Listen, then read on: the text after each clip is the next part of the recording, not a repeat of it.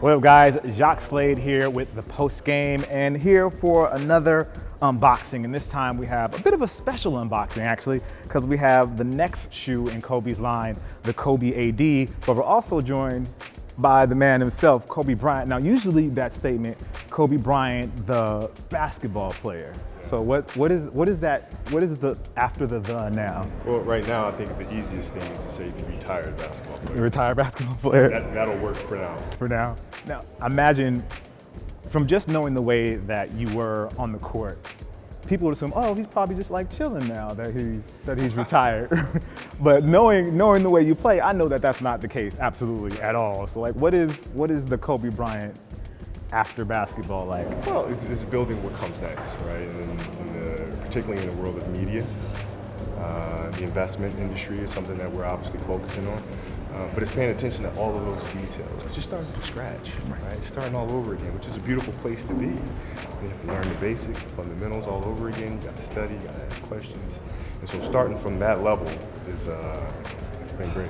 That was great. Now let's get to the shoes. So just start with the name. It's Kobe A.D. as opposed to Kobe 12. Why is that? Well, because Kobe, a basketball player, has retired. So it didn't make sense for me to progress from 11 to 12 to 13. That player is done. Mm-hmm. So now we must move on. So how can we do that? How can we embody the spirit of a player who, in essence, has retired or has passed away from the game? How can we embody the spirit of the line? Mm-hmm. Right? And so going to AD, I felt was the best way to do that. Now, how has your design process changed, no longer being like in the game, like authentically, as opposed to being a former player? It hasn't. Even going back 5 years ago, I had so many ideas of what I wanted to see happen with the product. Different forms of innovation that either technologically we couldn't do at the time, or we just couldn't fit them all into the shoes, right? So the ideas go out for the next 5, 6, 7 shoes. Right.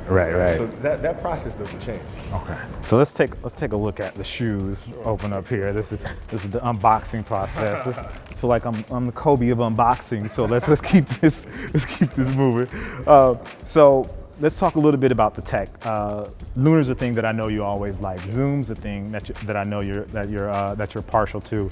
Can you talk a little bit about the tech that's going on with the Kobe A.D? Well, we're always trying to progress. Right. So it's taking the technology that we have created and try to perfect it or better it. Mm-hmm. How do we make it more responsive? How do we make it lighter? How do we make it more breathable?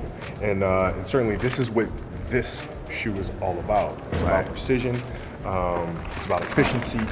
And obviously the cleanliness of the shoe. We wanted a shoe that was really clean and not too busy. Very clean lines, which I think brings out the sharpness and the efficiency of the product through the design.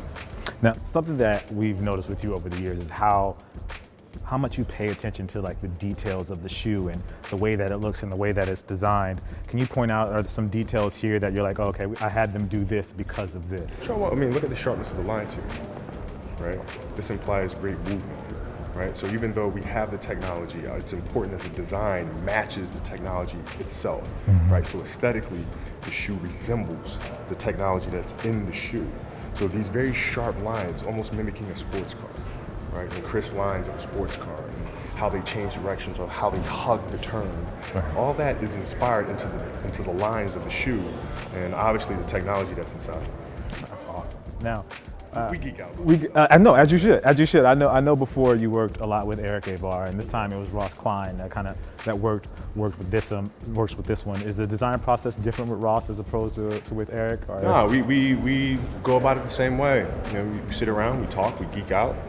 Most of the time we talk about things that have nothing to do with creating shoes or anything of that sort. We just kind of talk about nature, and then from that we find our way to get back to here.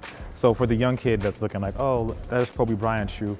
Why should I play in Kobe Bryant's shoe? What is it about your shoe that you think separates it? We don't compromise. And what I mean by that is we don't say, okay, we want a shoe that gives you comfort and stability. But with that comfort and stability, you have to compromise with the weight of the shoe. So the shoe's going to be heavy, right? Or you say, okay, I want a shoe that's light, but I have to compromise comfort and stability. We don't make those compromises. Right. We want both, and we won't rest until we accomplish those things. And that's what we try to do with our products. We try to make uncompromising products. Well, thank you, Kobe. I appreciate your time, man. Thanks, sir. All right, guys. Kobe Bryant, Kobe A.D, not the 12, A.D. All right, guys. See you soon. Peace.